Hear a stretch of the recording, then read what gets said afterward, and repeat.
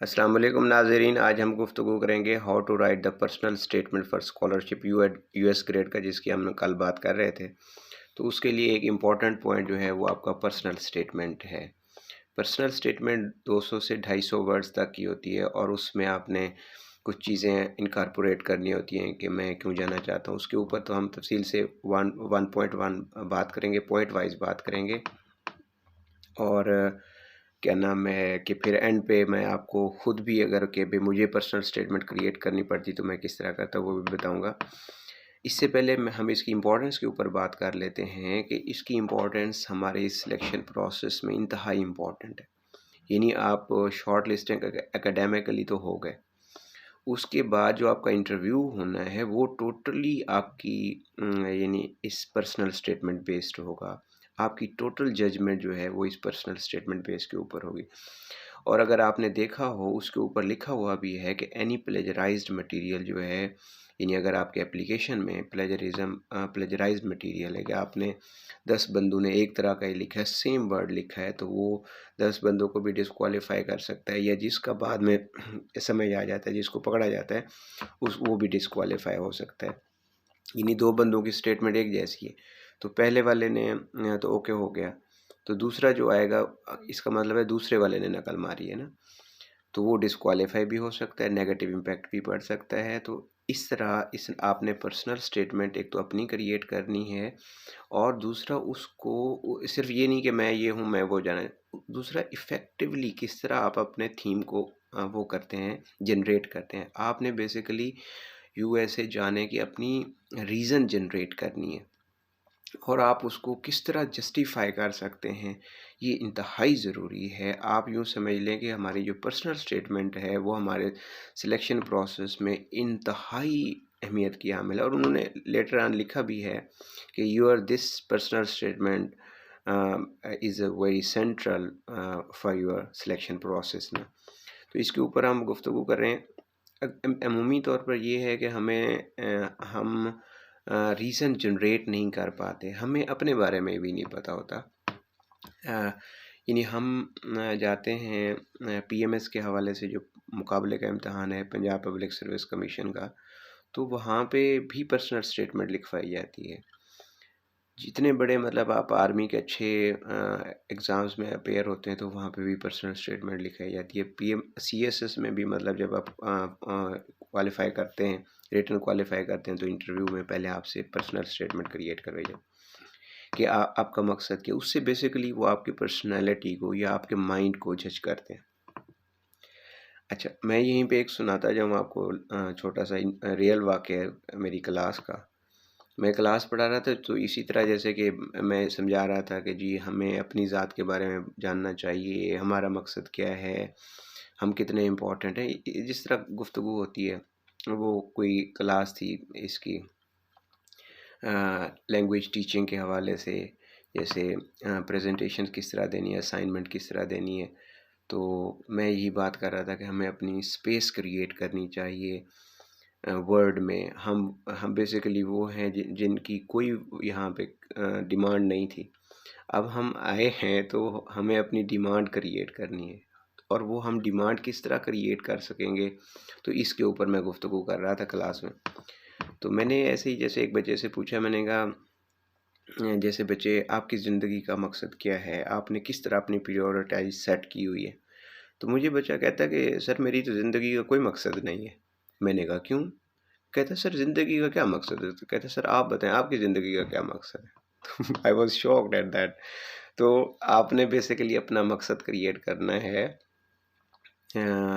वो आपने सिर्फ यहाँ पे कागज़ों के ऊपर जनरेट नहीं करना, बल्कि लाइफ में भी आप अपने अपने आप को डिफ़ाइन करें कि आपने कितना कुछ कितने सालों में कितना कुछ किया है, कितने सालों में आप क्या करेंगे, आप अपने के लिए क्या करेंगे, आप मुआशरे के लिए क्या करेंगे। आपका आपकी जो मतलब हैबिट्स हैं, इसका आपकी ज़ात के ऊपर, आपके घर वालों के ऊपर, आपकी फ़ैमिली के ऊपर कितना मस्बत असर पड़ रहा है, और मज़ीद अगर आप अपने आप को किस तरह से इम्प्रूव करके आप अपनी फ़ैमिली के लिए, अपने लिए और अपनी कंट्री के लिए किस तरह कंट्रीब्यूट कर सकते हैं। तो ये थोड़ा-सा ये वो बुनियादी सवाल हैं जो कि बंदे को आते-जाते रिक्शे में बैठे, घर बैठे हुए सोचने चाहिए ना। ये नेसेसरी, इसके लिए कोई बड़ा इनकलाबी, कोई बड़ी motivation and this and that की ज़रूरत नहीं है। ये नेचुरली होते हैं। मतलब कुछ चीज़ें हम कहते हैं कि जी फ़लाँ से मैं बड़ा मोटिवेट हो गया, फ़लाँ से मैंने ये किया होगा, ये इसमें मोटिवेशन की कोई बात ही नहीं है। सिंपली ये है कि ये तो जैसे कहते हैं ना, इंस्टिंक्ट के सवाल होते हैं, बुनियादी सवाल होते हैं। इतना बंदा तो हर कोई सोचता रहता है कि मैं आज ये कर रहा हूँ, मैं 5 साल ये करूँगा, मैं ये प्लानिंग में है बेसिकली ना। तो प्लानिंग में बंदे को थोड़ा-सा इफ़ेक्टिवली इस तरह वो करना है, और ऑर्गेनाइज़्ड प्लानिंग जो है प्लानिंग जो है, और उसका आपकी एक पेज के ऊपर रिटन जो है वो आपकी पर्सनल स्टेटमेंट हो जाती है। तो हमने इसकी इम्पोर्टेंस के हवाले से बात कर ली है। अब इसके जो फर्दर पॉइंट्स हैं उनको मैं डिटेल वाइज मतलब वो करता जाता हूँ कि आपने अपनी पर्सनैलिटी के किस तरह मस्बत पहलुओं को आइडेंटिफाई करना है। इसके बाद मैं आपको अपनी एक मुख्तसर सी, भाई अगर मुझे कहा जाता तो मैं किस तरह जनरेट करता वो मैं बताऊँगा, उससे आप हेल्प भी ले सकें। तो उस पर्सनल स्टेट में पहला ये है कि योर इंटरेस्ट एंड पर्सनैलिटी, कि आपके इंटरेस्ट क्या हैं और आपकी पर्सनैलिटी की किस तरह की। तो डेफ़िनेटली आपने अपना एक मस्बत पहलू ही जनरेट करना है कि आप जॉली हैं, आप लेथार्जिक हैं, आप एनर्जेटिक हैं, आप इनोवेटिव हैं। अ, वो लेथार्जी जो मैं कह गया हूँ तो वो नेगेटिव कॉन्टेक्स्ट में कह गया हूँ। आपने अपनी पर्सनैलिटी को खुद वो करना है, लोकेट करना है कि मैं किस तरह का बंदा हूँ।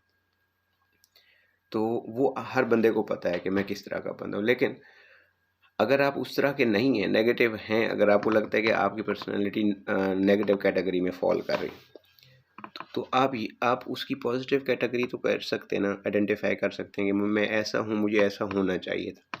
तो फिर जैसा आपको होना चाहिए था वो वाली कैटेगरी आप अपने लिए करें। तो आप ये कहेंगे कि मेरा इंटरेस्ट जो है वो इनोवेटिव थिंग्स में है, ट्रैवलिंग में है, एक्सप्लोरेशंस में है, new to knowledge and new to नई, जो नई-नई चीज़ें आती हैं ना, उनमें मैं बहुत इंटरेस्टेड हूँ।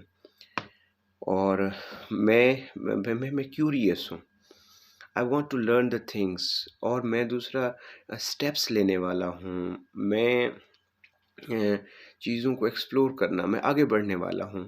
तो ये सारी चीज़ें मस्बत जो मूवमेंट वाली जो कॉन्सेप्ट्स हैं ना, कि मैं आगे बढ़ना चाहता हूँ, मैं नई चीज़ें देखना चाहता हूँ, ये मस्बत पर्सनैलिटी। और ये वैसे हर बंदा जो है ना, मूवमेंट के ऊपर हर बंदा बिलीव करता है।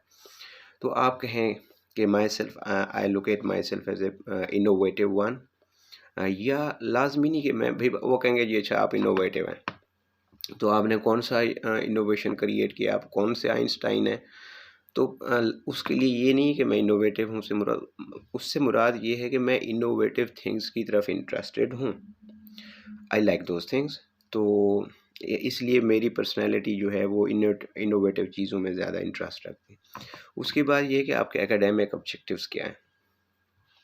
तो एकेडमिक ऑब्जेक्टिव भी ये होते हैं कि आपके एकेडमिक ऑब्जेक्टिव्स आपकी पर्सनल ग्रोथ में भी काम आ रहे होते हैं, आपकी सोशल ग्रोथ में भी काम आ रहे होते हैं, और दूसरा आपके जो सोसाइटी एट लार्ज होती है उसके लिए भी आने होते हैं ना। तो फॉर एग्ज़ाम्पल हम तालीम हासिल करते हैं तो उसका मुझे ज़ाती तौर पर फ़ायदा तो ये है कि मेरी जॉब लग जाएगी। ये आप भी इसलिए करेंगे जी आपकी जॉब लग जाए। उसका सोशल लेवल, अच्छा समाजी पहलू ये है कि आपका मकाम जो है ना मुआशरे में थोड़ा बुलंद हो जाएगा।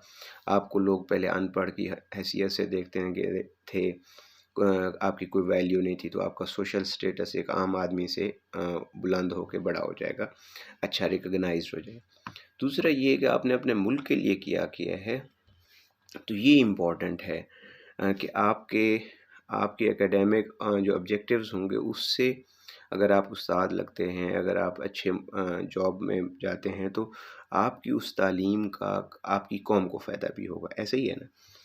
तो ये आपके एकेडमिक ऑब्जेक्टिव्स हैं। उसके बाद your goals related to your field of the study and your personal development, कि आपके जो एकेडमिक फील्ड्स हैं, गोल्स आपने सेट किए हैं, उसका फील्ड ऑफ स्टडी से क्या है। यहाँ पे फॉर एग्जांपल मैं आपको ये बताता जाऊँ, दो बातें मैं मिसाल लूँगा, एक कंप्यूटर से लूँगा, दूसरा मैं इंग्लिश लिटरेचर से लूँगा। कंप्यूटर से इसलिए कि वो बहुत सारे स्टूडेंट्स जो है वो हमारे व्यूअर्स जो है वो कंप्यूटर से हैं, और मैं चूँकि ज़ाती तौर पर इंग्लिश से हूँ, तो मैं और इंग्लिश वाले भी बहुत सारे हैं मेरे साथ, तो इंग्लिश का हवाला मैं इसलिए दूँगा। अब ये है कि कंप्यूटर में इसलिए है कि जी आप आपकी जो एकेडमिक अचीवमेंट है वो फील्ड ऑफ स्टडीज़ में, कंप्यूटर की फील्ड ऑफ स्टडीज़ में कंट्रीब्यूट अलॉट करेंगी। और चूंकि आने वाला मुआशरा जो है वो कंप्यूटर एज का है, तो या टेक्नोलॉजी का है, तो इस तरह आपकी कंट्रीब्यूशन आपके फील्ड में भी बहुत ज़्यादा कर पाएंगी। यानी you are the future of that field. आप जितना कुछ भी उस एकेडमिक कंट्रीब्यूट कर जाएंगे तो वो पूरी फील्ड में काम आएगा। और दूसरा इंग्लिश का फॉर एग्ज़ाम्पल, हम चूँकि इंग्लिश के हैं, तो इंग्लिश में भी डेफ़िनेटली कि जो पीछे भी लिखा जा चुका है उसको भी हम देखेंगे। और दूसरा हम ये देखेंगे कि जो करंट फिक्शन है, लिटरेचर है, वो किस तरह किस मूव पर चल रहा है और इंसान के इसको किस तरह एड्रेसेस कर रहा है। फॉर एग्ज़ाम्पल मैं पोस्ट 9/11 फिक्शन की बात करूं, तो कहते हैं कि जी 9/11 के बाद इंसान के पास कुछ भी नहीं था, तो लिटरेचर ने एक ऑप्शन दिया है कि जो कुछ भी आपके पास बचा है, to to get your pieces and go for living. यानी लिटरेचर जो है वो इंसान को कियोस में, अनसर्टेनिटी में, बुरे हालात में जीने का दर्स देता है। और दूसरा ये है कि जी हम पाकिस्तानी फ़िक्शन को, चूँकि हम पाकिस्तान से हैं, तो हम पाकिस्तानी फ़िक्शन को वर्ल्ड के साथ भी देखना चाहते हैं कि दुनिया में फ़िक्शन पे किस तरह काम हो रहा है और पाकिस्तानी फ़िक्शन राइटर्स क्या कर रहे हैं। हम उसमें comparison and contrast analysis develop करेंगे ना। हम इस तरह पाकिस्तानी फ़िक्शन का की जो वॉइसेस हैं उनको दुनिया की जो लिटरेरी स्टडीज़ हैं उनके ऊपर रिलेट कर, पहले पहले पढ़ेंगे तो फिर रिलेट करेंगे ना। अच्छा, दूसरा ये है कि आप पढ़ के आएँगे तो फिर आप किसी को पढ़ाएँगे ना। तो ये भई मेरे ये नहीं कि पर्सनल हम उस फ़ील्ड को कंट्रीब्यूट करेंगे। वो इंग्लिश लैंग्वेज टीचिंग की फ़ील्ड हो सकती है, वो लिटरेचर की फ़ील्ड हो सकती है, वो लिंग्विस्टिक्स की फ़ील्ड हो सकती है।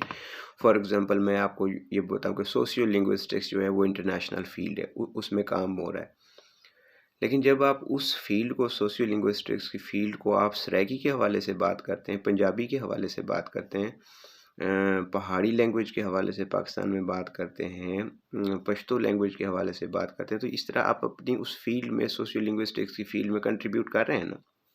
तो ये आपकी फील्ड की स्टडी हो जाएगी, कि आप फील्ड रिलेटेड आपके क्या गोल्स हैं। उसके बाद reasons why you wish to pursue them in the USA and how it relates to your interest in the future objective. ये इंतहाई ज़रूरी है कि आपके ये वाले यहाँ पे भी तो किए जा सकते थे ना, पाकिस्तान में भी किए जा सकते, तो आप यूएसए में क्यों जाना चाहते। ये वो बेसिकली इंतहाई इम्पोर्टेंट पॉइंट है जो आपको मैटर करेगा।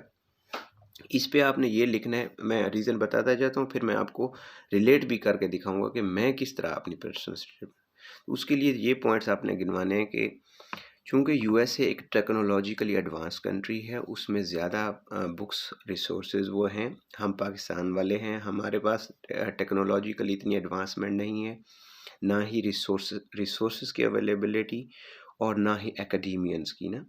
मतलब अब ये तो नहीं है, डेफिनेटली मैं इस बात से एग्री करता हूँ कि हमारे एक मतलब उस जो शागिर्द होता है ना, वो अपने टीचर को आइडियलाइज़ करता है। उसे लगता है कि मेरे उस्ताद जैसा कोई और उस्ताद दुनिया में नहीं है। ये बात मैं अपनी ज़ाती तौर पर भी ये कह रहा हूँ, क्योंकि मैं उस्ताद भी हूँ, शागिर्द भी हूँ। तो मुझे ऐसे लगता है कि मेरे उस्ताद जो है वो अ, दुनिया जैसा उन जैसा कोई अज़ीम शख्स है ही नहीं। मेरे उस्ताद से ज़्यादा अज़ीम कोई शख्स नहीं। ये बात मैं भी मानता हूँ और मैं ये बात आप भी मानते हैं। और इवन ये बात वो तालिब इल्म भी मानते हैं जिनको उनका अपना उस्ताद बुरा लगता है। लेकिन उस्ताद बुरा लगता है, लेकिन वो ये मानते हैं कि ये उस्ताद ही वो वजह है जिसकी वजह से हम कुछ ना कुछ सीख रहे हैं। आप पढ़ते होंगे नोट्स, आपको किसी उस्ताद को बहुत बुरे लगते होंगे, लेकिन इसके बावजूद भी आप उस टीचर की ज़ात को अपने लिए इंतहाई मस्बत लेते हैं। अच्छा, तो लेकिन हमारे उस्ताद जो है वो यूएसए के टीचर्स जितने डेवलप तो नहीं, उनका नॉलेज डेवलप नहीं है। मतलब आप ये देख लें कि अ, एक उस्ताद ने कहा अपने बच्चे को कि तुम्हारी अटेंडेंस शॉर्ट है, तो मुझे अगर तुम खाना खिलाओ तो मैं आपकी अटेंडेंस पूरी कर देता हूँ। जहाँ जहाँ पे इस तरह के हालात होंगे, ये मैं वो नहीं कह रहा, ये एक हकीकी वाक़या है। तो भई उसमें आपकी ग्रोथ के ऊपर भी तो असर पड़ेंगे ना। तो ये वाली चीज़ें भई हमारे जो है वो ये लिखनी नहीं है आपने कि हमारे टीचर जो है वो खाना खा के जो है अटेंडेंस शॉर्टेज पूरी करते हैं। लेकिन ये है कि ये आपके आप इसे मतलब ज़हन में रखेंगे कि ह ये वाली वो चीज़ें हैं जो हमारे ऑब्जेक्टिव्स को हिंडर करती हैं, और यहाँ हम मुनासिब तौर पर वो नहीं कर सकते। यानी अगर हमें एडवांस कंट्रीज़ में भेजा जाए तो वहाँ पे हम अपने ऑब्जेक्टिव्स को फुलफ़िल ही वो अच्छे तरीके से मल्टीकल्चरल वर्ल्ड में अच्छे अंदाज़ में फुलफ़िल कर पाएँगे। और दूसरा ये है कि यूएस में जो है अवेलेबिलिटी ऑफ रिसोर्सेज है, एकेडमियंस है, और वो एक ग्लोबल वर्ल्ड होगी, अ, जिसे हम कुएं का मेंढा कहते हैं। तो भाई यहाँ पे तो मेरे पीयर ग्रुप्स वही हैं जहाँ जिनके साथ मैं मुसलसल 2 साल से 4 साल से इंटरेक्ट कर रहा हूँ। जबकि जब मैं वहाँ पे जाऊँगा तो वहाँ पे मल्टीकल्चरल स्टूडेंट्स होंगे और पीपल अक्रॉस द वर्ल्ड होंगे, then I would be able to achieve my goals.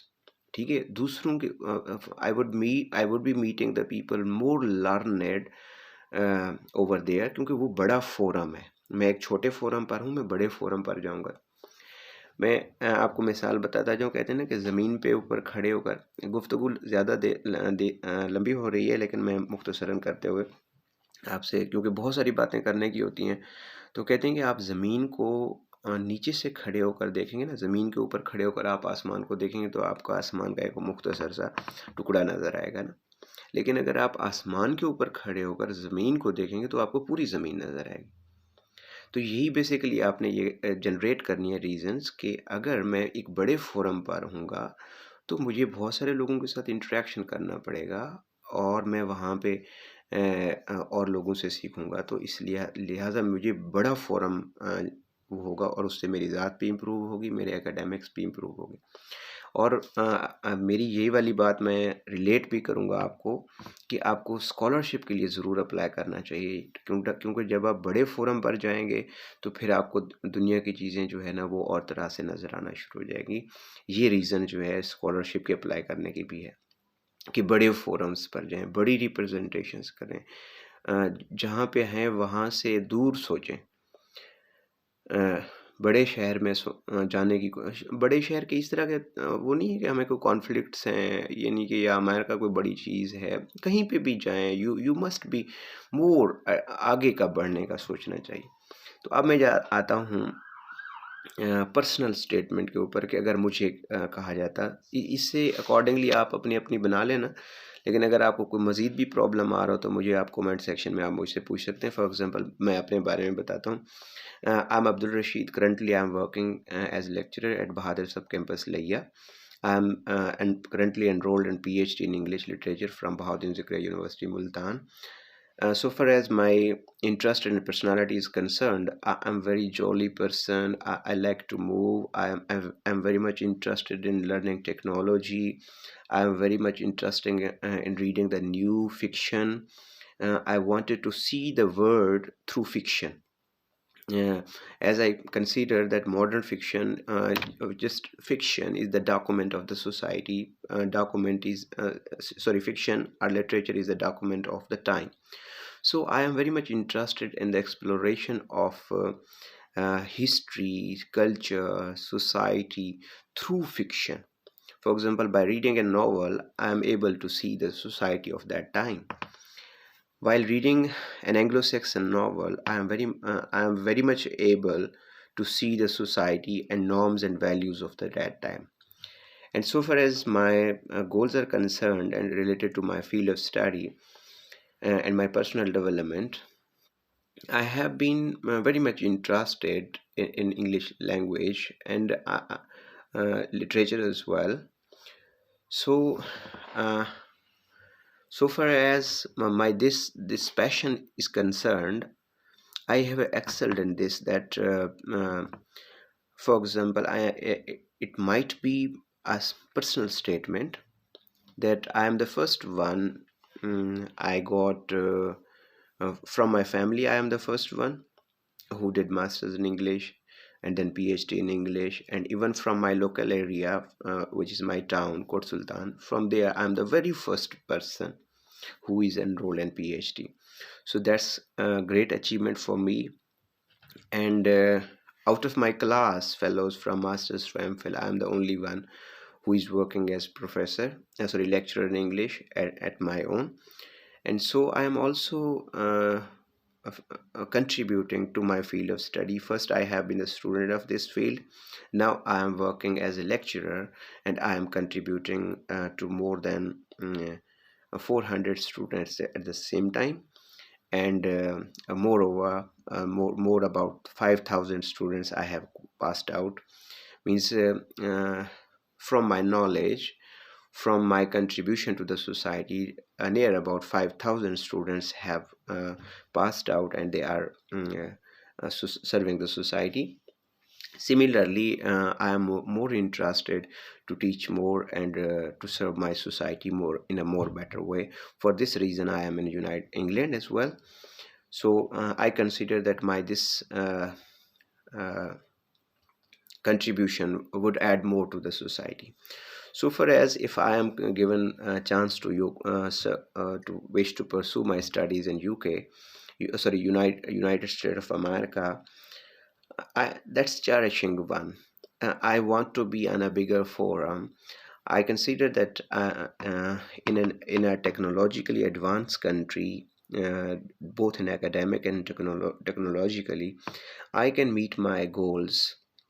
So my going to USA seems unevitable, as USA would be more promising forum for me to get these objectives, not only for scholarship but by academically, by having a lot of people across the world, for technologically and academically advanced teachers would be there, and learning from those professors would easily help me out to gain my objectives and interest in the field of study.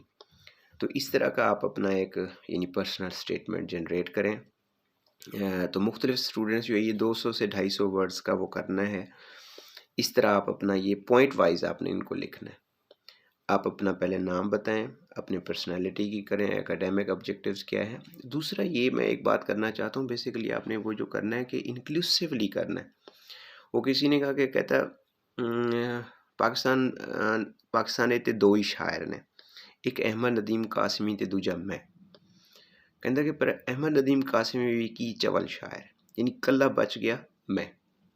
तो आपने ये नहीं करना कि मुझे scholarship दे दें, आपकी बड़ी मेहरबानी। आपने ये कहना है कि मैंने ये स्कॉलरशिप मुझे अगर मिला तो मैं इससे मुआशरे को वो करूँगा, इससे फ़ायदा दूसरों को भी होगा। मैं अपने आप को भी लेके चलूँगा, लेकिन मैं अपने मुल्क को भी लेके चलूँगा।